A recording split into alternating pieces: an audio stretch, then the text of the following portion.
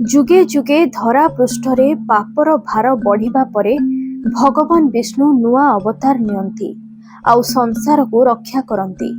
एबे चलीछि कली जुग जार अंत भी खूब शीघ्र हेबो।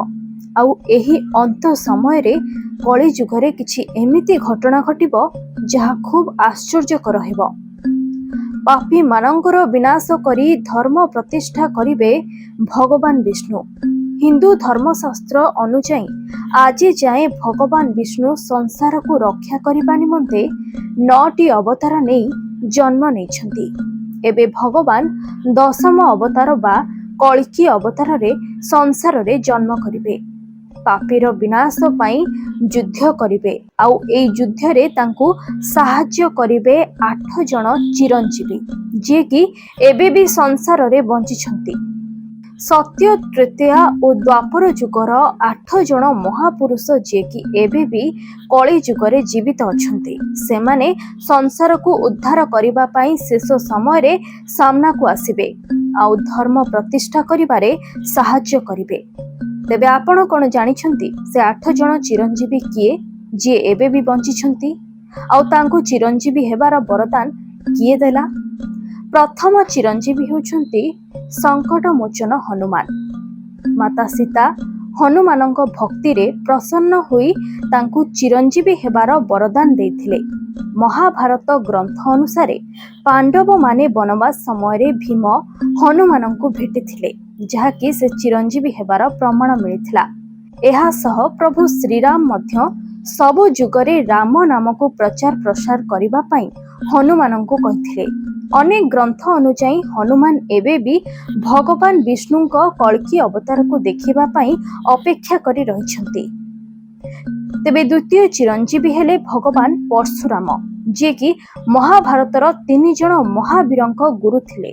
से हेउछंती भीष्म पितामह, गुरु द्रोणाचार्य और सूर्यपुत्र तथा दानवीर कर्ण। महेंद्रगिरी पर्वत रे जप कला परे तांकु चिरंजीवी हेबार वरदान मिलिथिला। भगवान परशुराम एबे भी विष्णु को दर्शन पाइबा पई अपेक्षा करिछंती। कल्कि अवतार नेबा परे परशुराम विष्णु को गुरु रूपे युद्ध रे सहाय्य करिवे। एहा परे असुर राज बलि जे एबे भी बंचिछंती। 3 लोक को जय कला परे थरे से ब्राह्मण भोजन करी भल उपहार देउथिले। एही समय रे विष्णु वामन रूप नेई तांको पाखको गले आउ उपहार रे 3 जमी खंड मागिले जोथिरे से निज पाद धोई परिबे। तबे प्रथम पाद स्वर्ग लोक और मर्त्य लोक रे रखिबा परे द्वितीय पाद कोठी रखिबे पचारिले। एहा सुनी बलि निज मस्तक देखाई देले जहा उपरे गोड़ रखी वामन देव राजा बलि को पाताल लोक को पठाई देले। कुहा जाय सेबेठु पाताल लोक रे बलि रहिछंती आउ मुक्ति पाई प्रभुंको कल्कि अवतार को अपेक्षा करिछंती। तेबे चतुर्थ चिरंजीवी हेउछंती कुमार विभीषण जहांको भक्ति रे प्रसन्न होई प्रभु श्रीराम तांको चिरंजीवी हेबार वरदान देथिले। पंचम चिरंजीवी हेले अश्वत्थामा जे कि अभिमन्यु और उत्तरांक संतान को ब्रह्मास्त्र रे मारी देथिले। एहा को देखि श्रीकृष्ण रागी जाई ताकू अभिशाप देई पागल करिदेले आउ चिरंजीवी हेबार वरदान दे कहिले जे से सबुदिन एमिति पागल भलिया सबुआडे बुलिबे तांको वंश लोप पाइजिबो। एहा परे महर्षि वेदव्यास एबे भी बंचिथिबार कुहा जाउछि जे कि महाभारत ग्रंथ 18 गोटी पुराण और भागवत गीता लिखिथिले। सप्तम चिरंजीवी हेउछंती कृपाचार्य जे कि पांडव और कौरवंको गुरु तथा अश्वत्थामांको मामू थिले। तांको सप्त ऋषिंको सह मध्य तुलना करा जाय।